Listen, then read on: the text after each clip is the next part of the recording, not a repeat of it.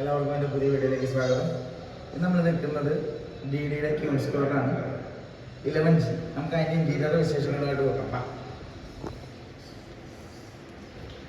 നമ്മൾ കയറി വരുമ്പോൾ തന്നെ നല്ല ഒരു TV ഇട്ട് കൊടുത്തിരിക്കണേ.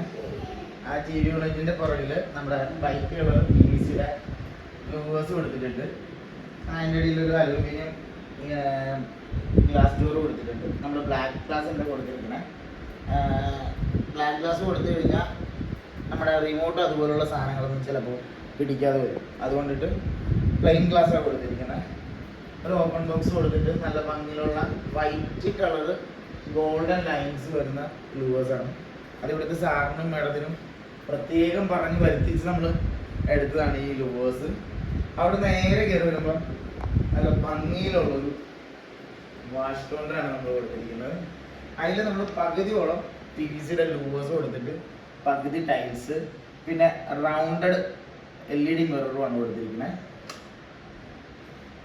അത് 3 കളേഴ്സിൽ വരുന്ന രീതിയിലാണ്. അപ്പോൾ അവിടെ നിന്ന് നേരെ ഇങ്ങോട്ട് വരുമ്പോൾ കിച്ചണിലേക്ക് ഇങ്ങോട്ട് വരുമ്പോൾ ഒരു പാർട്ടീഷനാണ്. ഇവിടെ ഒരു ഹാഫ് വാൾ ഉണ്ടായിരുന്നു.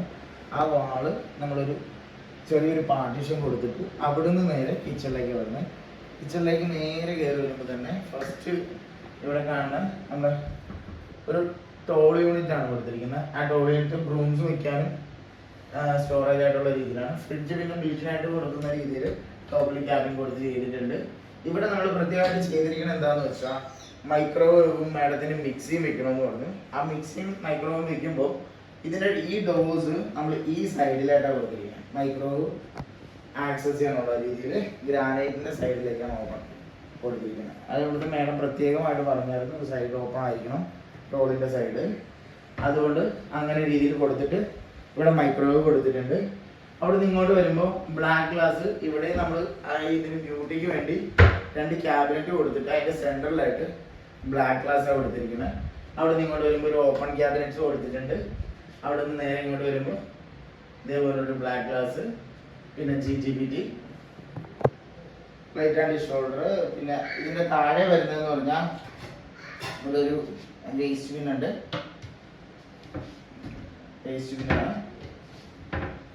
അവിടെ നിന്ന് ഇങ്ങോട്ട് വരുമ്പോൾ ബ്ലാക്ക് ഗ്ലാസ്, ഇവിടെ ഒരു ഓപ്പൺ ബോക്സ്. അപ്പോൾ 2 സൈഡിലും ഒരു ഓപ്പൺ ബോക്സ് കൊടുത്തിട്ടാണ് നമ്മളിവിടെ ചെയ്തിരിക്കുന്നത്. അപ്പോൾ ഈ സൈഡ് കാണുമ്പോഴത്തേക്ക് 2 ബ്ലാക്ക് ഗ്ലാസ്, 2 ഓപ്പൺ ബോക്സ്, ആ ഒരു ഡിസൈനാണ് കൊടുത്തിരിക്കുന്നത്. മാത്രമല്ല നമ്മുടെ ഇതിൻ്റെ താഴത്തേക്ക് വരുമ്പോൾ നമ്മുടെ വാഷിംഗ് മെഷീൻ ബിൽറ്റിനായിട്ട് തോന്നിക്കുന്ന രീതിയിൽ വാഷിംഗ് മെഷീൻ ഇതിനകത്തേക്ക് നമ്മൾ ഉൾക്കൊള്ളിച്ചിട്ടുണ്ട്.